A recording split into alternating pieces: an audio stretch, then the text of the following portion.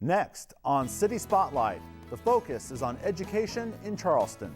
We will visit with Eastern Illinois University President Dr. David Glassman and discuss EIU in the now and moving forward. We will also sit down with the Superintendent of Charleston Schools, Jim Littleford, to find out the latest going on in Charleston schools. That's all coming up next on City Spotlight.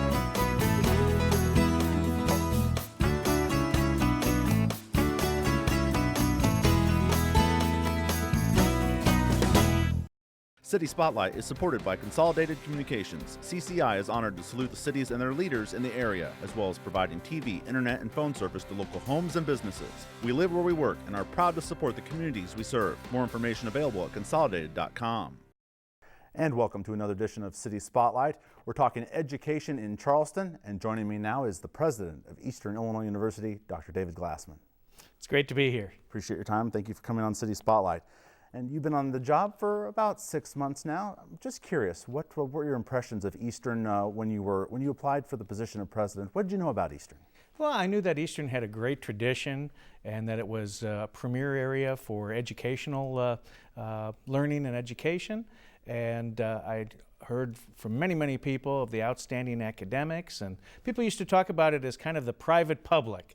You know, kind of an individualized attention of a private institution, but at a public cost and affordability. And that was pretty exciting. That made me very interested in the position.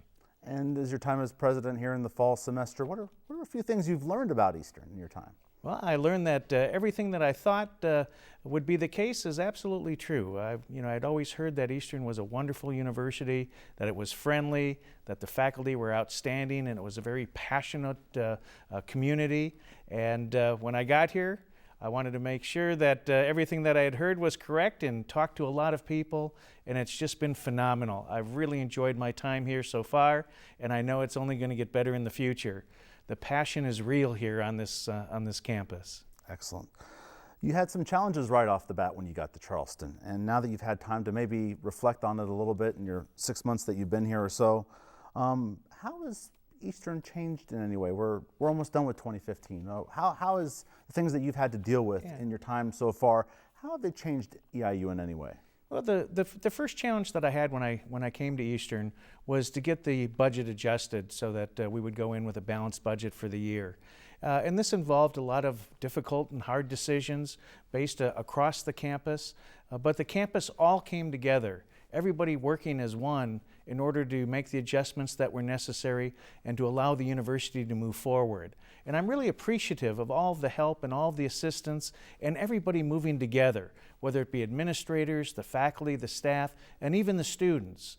And so that took a few months in order to make those adjustments. And then from that time period on, it's all been looking forward. It's all looking ahead to the great things that we can do at Eastern, of which I like to call the pathway to success. Excellent. At the end of September, you gave your first State of the University address. What did you want people to get out of that? The first thing that I wanted to have people understand is that EIU is a strong, wonderful university, and that our mission is upheld at the highest level. Our academics are outstanding. The education that we provide our students, second to none. And I just wanted to reinforce that idea of what we do here is great, it's important, and it's successful. And then I made a transition to talk about some of the accomplishments that took place over the last year.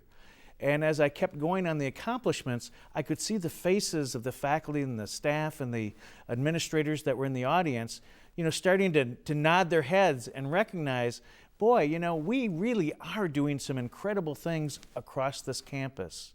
And then the last part of the State of the University address was to provide a guideline, just a framework of how we can move forward from here in a path to success where we can revitalize and revision our university, staying with the strong mission that we've always had and the strong foundation in liberal arts and sciences, but build on that with new programs that provide skills and knowledge that are really going to allow our students to be successful right after they graduate and successful for the remainder of their careers. And so I'm excited about it, and I think that there's a pulse of excitement going on in our university right now. we know the challenges that exist, and we're meeting them, and we're growing from it. Okay, thank you. As I've talked to many city leaders here on City Spotlight, since the spring, I've sounded like a broken record. We've talked about not having a state budget. It affects everyone involving with planning at the university level. You're not able to use the money that you may have been expecting for certain things. How do you, on a day-to-day or month-to-month basis, continually having to adjust your plans moving forward? How has Eastern dealt with not having a state budget? Well, it's a great question, and obviously one that a lot of people are talking about, not just at our university at EIU, but it's being talked about across the state at all of the universities and community colleges that depend upon our state legislators and the governors to pass a budget that provides us with the appropriation of the social contract that we have. That is, we keep tuition low by having dollars come in to subsidize us and allow all students to have an education that they can be proud of and allow the state to move forward to its own success. And with the budgetary impasse that we've had this year, which is unprecedented, that certainly was a curveball to all of us. None of the university presidents and chancellors and community college presidents had any idea that this would happen. And so we're all working on it together as well as individually for our own universities.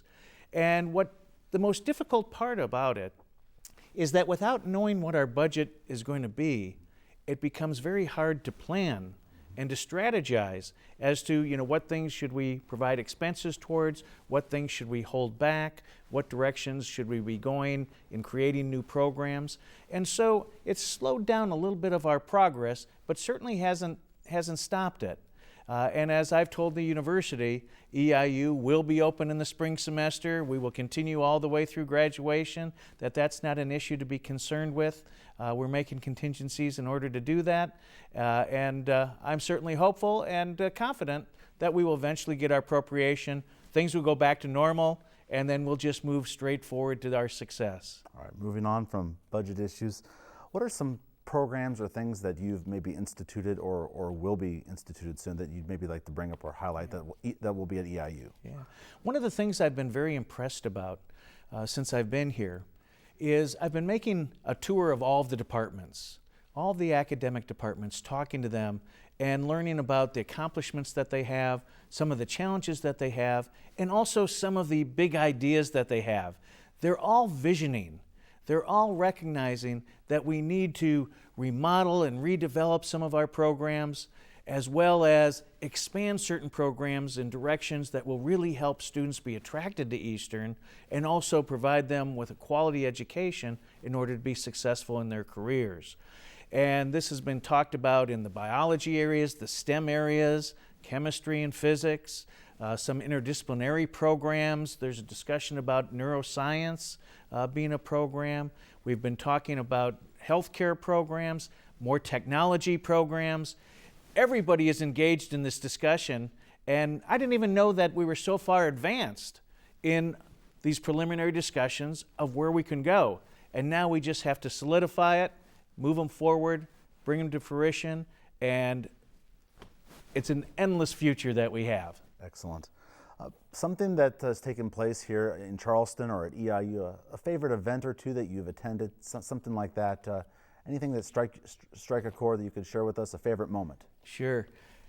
Without a doubt, my favorite moment at Eastern Illinois University was move-in day.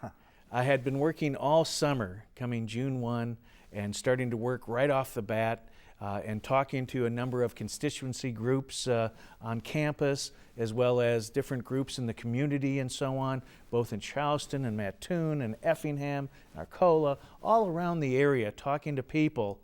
But the campus, even though we had some camps and some other activities taking place, it was missing one thing, and that's the thousands of students that attend EIU. And so it was month after month of working in my office and learning everything that I possibly could about this institution.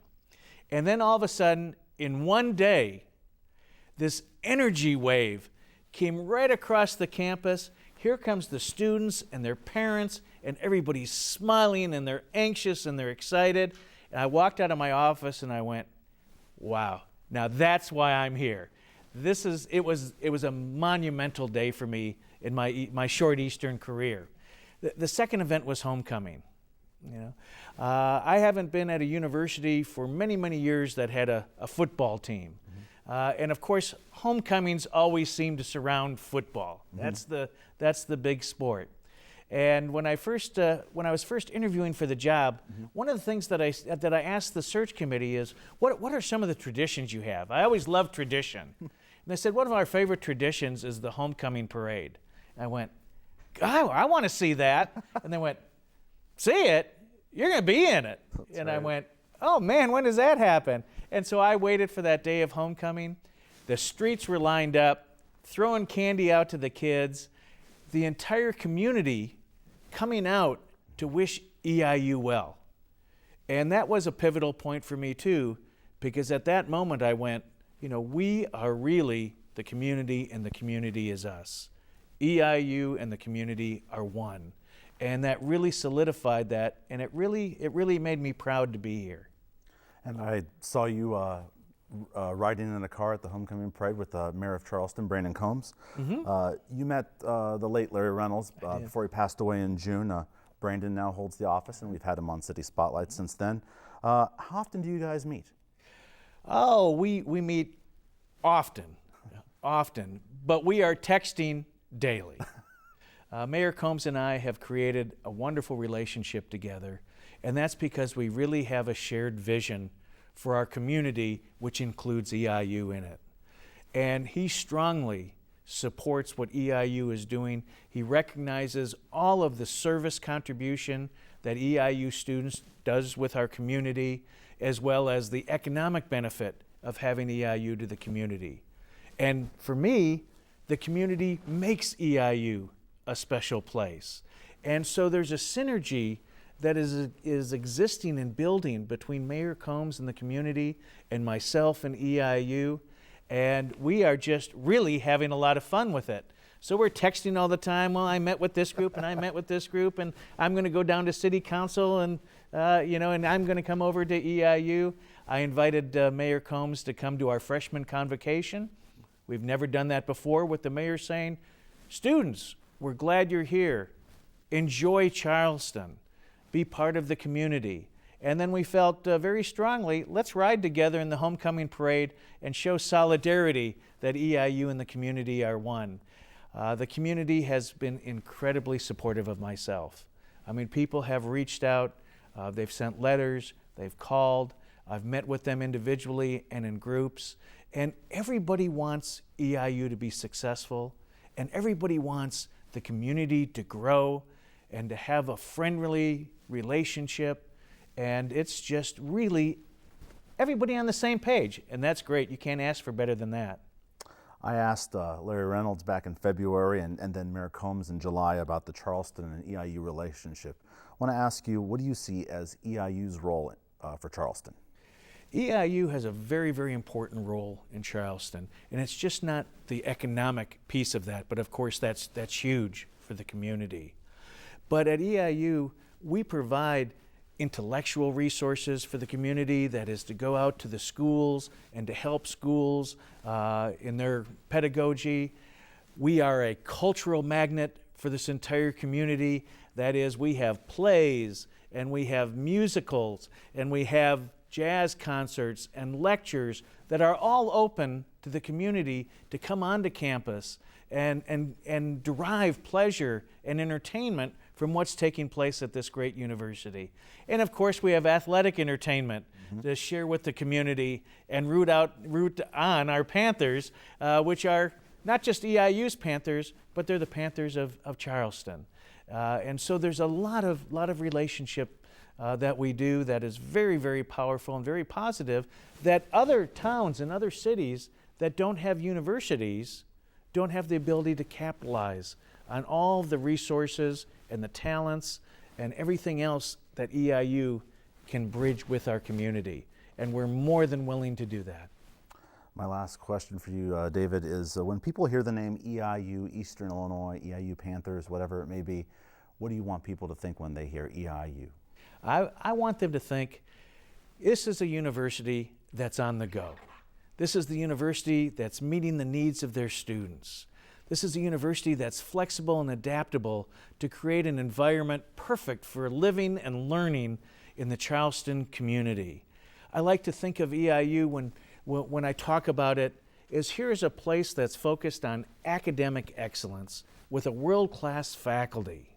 That's the perfect size, that's small enough to have individualized attention to our students so that they can be successful, yet large enough to have the activities and events that you would expect from a much larger university, like our Division I sports, and tying that all in to one of the most affordable universities in the entire state of Illinois. And when you package that together, it's a no-brainer for me. This is the place to be, this is the place to go, this is the place that's in. Excellent. I feel the energy and the passion that you have for Eastern here as you move along here in your first year as EIU president. Thank you. Dr. David Glassman, the president of Eastern Illinois University. Thank you for coming on City Spotlight. It's been my pleasure. It's been very enjoyable. Thanks. Excellent. And coming up next on City Spotlight, we'll talk about Charleston Schools with Superintendent of Charleston Schools, Jim Littleford. But next, let's first take a look at some of the upcoming activities going on in Charleston.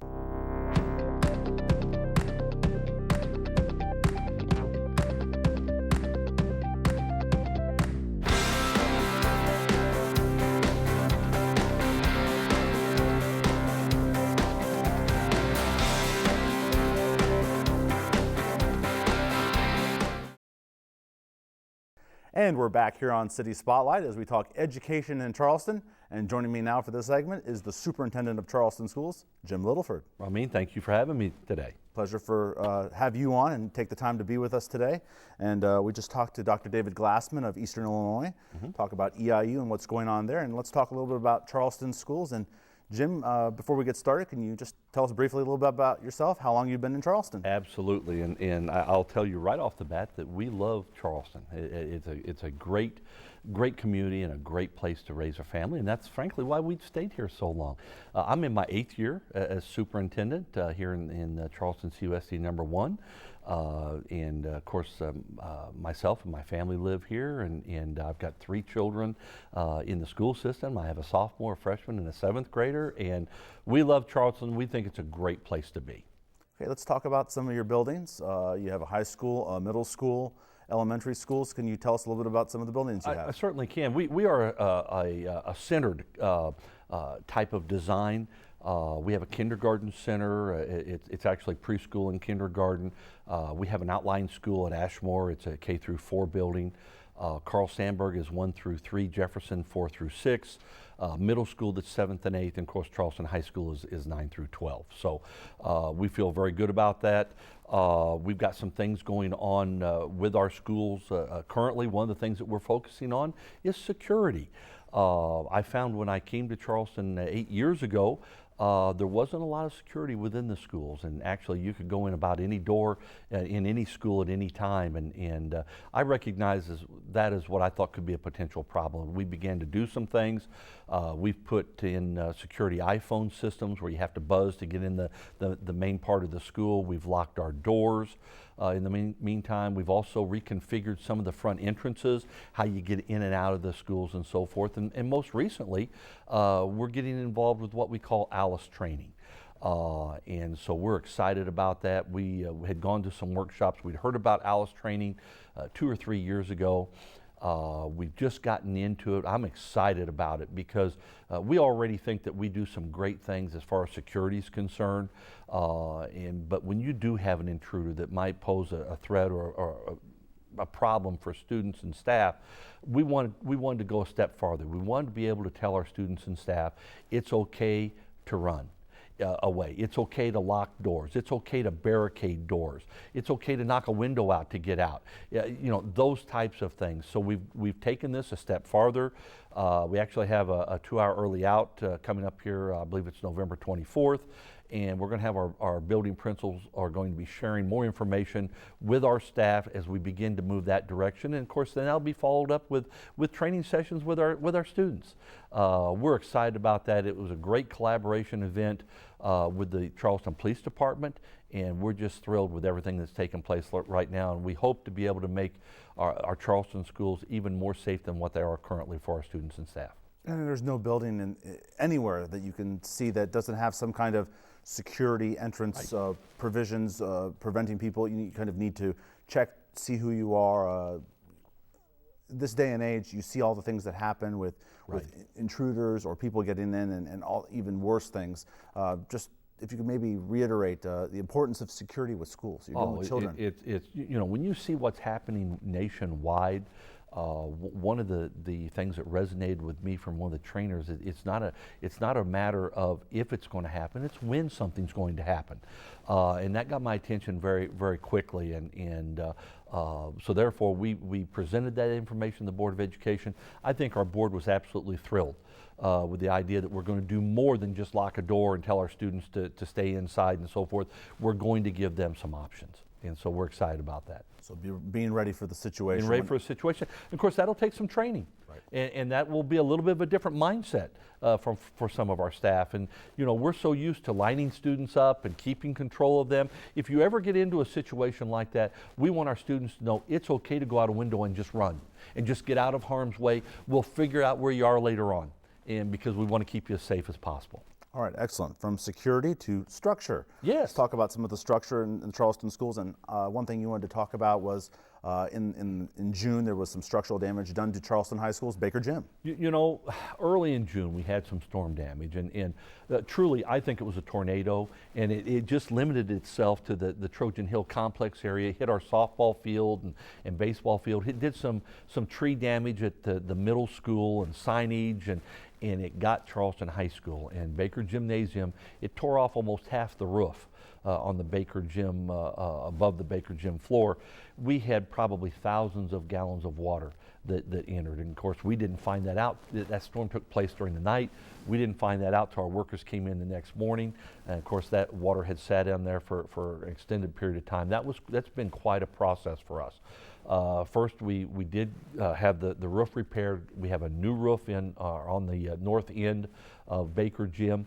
The floor has been a long process because we've tried to come up with experts to tell us what is best for that gymnasium floor.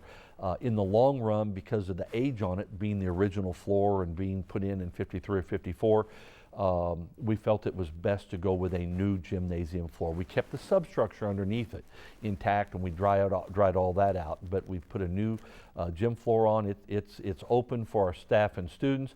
It really looks sharp, and we're excited about that, to have that opened as basketball season is upon us. Just about time for them to hoop it up. So it is. We hate that for volleyball because those kids didn't get an opportunity to play in there, but for basketball we're going to be good to go. Good to hear that things got fixed there. So yes, thank you. Look forward to checking it out.